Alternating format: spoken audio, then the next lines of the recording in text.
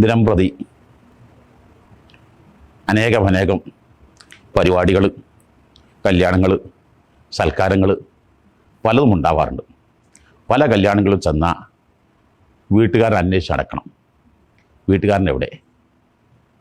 ചിലപ്പോൾ അടുക്കളയിലായിരിക്കും, ചിലപ്പം വേറെ എവിടെയോ ആയിരിക്കും. എന്നിട്ട് പിന്നെ ഇവനെത്തി നിറഞ്ഞ് ഓടിക്കച്ച് വരുന്നത് കാണാം. ആതിഥേയൻ്റെ മര്യാദ വളരെ വലുതാണ്. ഞാൻ ഓർക്കുന്നത് 1978 എൻ്റെ ആദ്യ സഹോദരിയുടെ കല്യാണം. ഇപ്പോൾ കടലുണ്ടി, ചാലിയം, കോടമ്പുഴ, കരുവന്തിരുത്തി പരിസര പ്രദേശങ്ങളിലെല്ലാം എല്ലാ വ്യക്തികൾക്കും വേണ്ടപ്പെട്ടവരും പ്രിയപ്പെട്ടവരും ആയതുകൊണ്ട്, എല്ലാവരും ആശാകേന്ദ്രമായതുകൊണ്ട് ആയിരങ്ങളുടെ കല്യാണമായിരുന്നു. അന്ന് രാവിലെ 6 മണിക്ക് ഉപ്പ വീടിൻ്റെ ഗേറ്റിൻ്റെ അവിടെ നിന്ന് വൈകുന്നേരം 9 മണിക്കാണ് ഉപ്പ അവിടെ നിന്ന് വരുന്നത്. ഈ സമയത്ത് ഫർളായ നിസ്കാരത്തിന് മാത്രമല്ലാതെ ഉപ്പ ആ ഗേറ്റിൻ്റെ അവിടെ നിന്ന് മാറിയിട്ടേയില്ല. അന്ന് ഉപ്പ ക്ഷീണിക്കുമ്പോൾ നല്ല പാറൽ അരി കൊണ്ട് കഞ്ഞി വെച്ച് ആ കഞ്ഞി സ്റ്റീലിൻ്റെ കപ്പിലാക്കി കുടിക്കുകയാണ് ചെയ്തത്.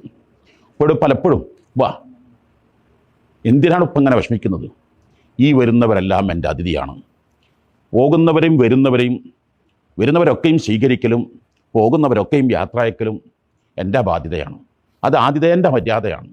നിങ്ങളും അത് ചെയ്യണം എന്ന് ഉപ്പ 78 എൻ്റെ 14ാമത്തെ വയസ്സിൽ പഠിപ്പിച്ചത് ഓർക്കുകയാണ്. അവിടെയാണ് ആരും ഇഷ്ടപ്പെടുന്നത്. അതിഥിയും ആതിഥേയനും വലിയ കടപ്പാടുണ്ട്. അടുക്കള മറ്റെല്ലാം നിയന്ത്രിക്കാൻ മറ്റാളുകളെ ഏൽപ്പിക്കണം. സൽക്കാര ദിവസങ്ങൾ, കല്യാണവേളകളിൽ ആതിഥേയൻ അദ്ദേഹത്തിൻ്റെ നല്ല ഷർട്ടിട്ട് നല്ല വേഷം ധരിച്ച് വരുന്നവർ ആദ്യം സ്വീകരിക്കുന്നത്, അവരെ നല്ല ആശീർവദിക്കുന്നത്, അവരെ സന്തോഷ വിവരങ്ങൾ അന്വേഷിക്കുന്നത്. പോകുമ്പോഴൊക്കെയും വിഷമങ്ങളും പ്രയാസങ്ങളും ഉണ്ടായില്ലല്ലോ, ക്ഷമിക്കണം, പൊരുത്തപ്പെടണം. ആ സ്വീകരണം മായാതെ മറയാതെ എന്നും മനസ്സ് നിറഞ്ഞിരിക്കും.